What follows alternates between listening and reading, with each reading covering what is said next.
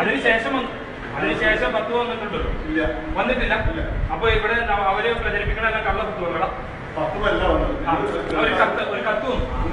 ഒരു കത്ത് വന്നു.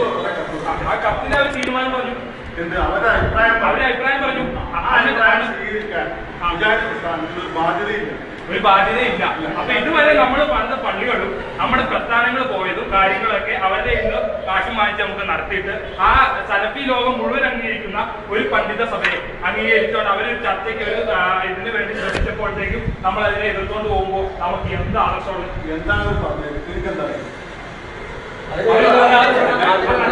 ആ കത്ത് വെച്ചിട്ട് ഞങ്ങളിപ്പോ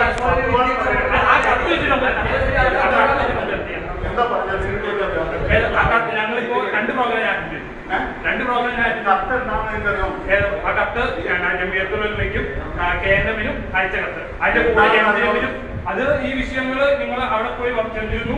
ഇത് 2 കൂട്ടരുടെ വാദം ഇന്നതാണ്.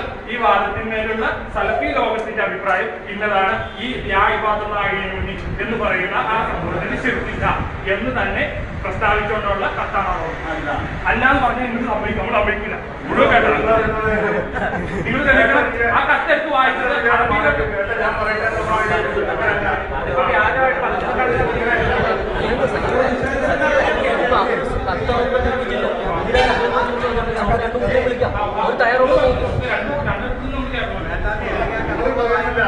അകത്ത് നിങ്ങൾ വയ്ക്കട്ടെ.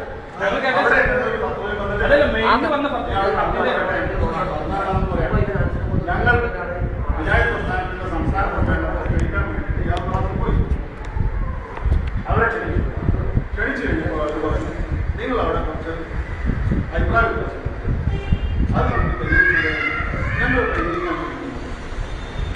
അതിനുള്ള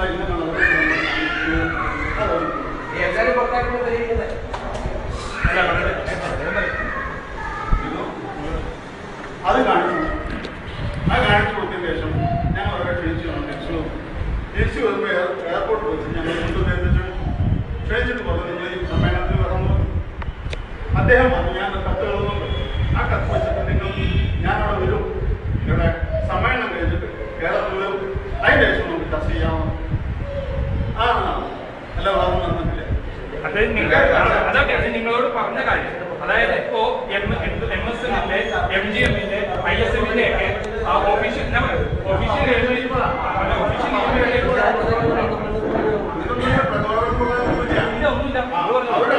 അയച്ച കത്ത്, ആ കത്ത് എന്താണ് എന്ന് ഞാൻ പറഞ്ഞു. ഇങ്ങനെ അഭിപ്രായം ഞങ്ങൾക്കുണ്ട്, സൗദി അറേബ്യയിൽ പോയി ചർച്ച ചെയ്യണം. അത് പറഞ്ഞു അങ്ങനെ ഒരു ചരിത്രമില്ല. ഇപ്പൊ സൗദി അറേബ്യയിൽ പോകാനുണ്ട്. ഇപ്പൊ സൗദി അറേബ്യയിൽ 20% സ്ത്രീകളെ കൗൺസിലിലേക്ക് എടുത്തിട്ടുണ്ട്. ചർച്ച ചെയ്യാൻ പറ്റും. നമ്മൾ 20% അല്ലല്ലോ, നമ്മൾ എത്ര പേരെ സമ്മേളനത്തിൽ പങ്കെടുപ്പിച്ചു? സമ്മേളനത്തിൽ പങ്കെടുപ്പിച്ചില്ലേ?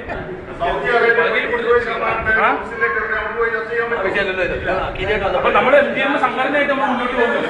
നമ്മള് ഈ വിഷയമായിട്ട് പറയണം. ഇതിന്റെ മുന്നേ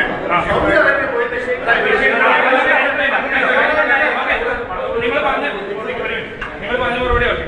ഇതിനു മുമ്പ് ഒരു വാദം കേൾക്കാതെ ആരെങ്കിലും പിരിച്ചുവിട്ടായിട്ടുള്ള ചരിത്രമുണ്ട്. നമ്മുടെ ചേകല്ലൂർ മൗലവിക്ക് വരെ നമ്മുടെ ഇതിനകത്ത് നമ്മൾ കൊടുത്തില്ലേ അവസരം കൊടുത്തു. നമ്മൾ അവസരം കൊടുത്തില്ല അദ്ദേഹത്തിന്റെ വാദം പറയാൻ അവസരം കൊടുത്തു. ഞാൻ കേട്ടതാണ്. എല്ലാവരും നിഷേധിക്കും. അല്ല എല്ലാവരും നിഷേധിക്കും. ഈ 58 പണ്ഡിതന്മാര് 52ഓളം പണ്ഡിതന്മാരെ സമ്മേളനത്തിൽ നിന്ന് മാറ്റി നിർത്തി. ആ പണ്ഡിതന്മാര് എന്ത് ചെയ്യുന്നത്? അവർക്ക് അവരോടുള്ള വിശദീകരണങ്ങളോ എന്തെങ്കിലും ചോദിച്ചതായോ എന്തെങ്കിലും ഇത് കിട്ടും. അത് ഇത് മാത്രമല്ല, പിന്നെ ISM MSM MGM എല്ലാത്തിനെയും മരവിപ്പിച്ചു. ഈ മരവിപ്പിച്ച് കഴിഞ്ഞിട്ട് പിന്നെ ഒരു കമ്മിറ്റി വേറെ കേന്ദ്രത്തിന്റെ കീഴിൽ മാത്രം പ്രവർത്തിക്കാൻ പറ്റിയെങ്കിൽ പിന്നെ എന്തിനാ ISM MSM MGM വീണ്ടും നമ്മൾ പ്രഖ്യാപിക്കുന്നത്? അറിയേണ്ടത് ഈ 58 പേരെ എന്തുകൊണ്ട് ആചരിക്കുന്നു? ഇവരോടൊക്കെ വിഷയങ്ങൾ അവതരിപ്പിക്കാൻ പറ്റുമോ? പറ്റുന്ന ആളുകൾ നമ്മൾ പലരുമാണ് വിശേഷിച്ചത്.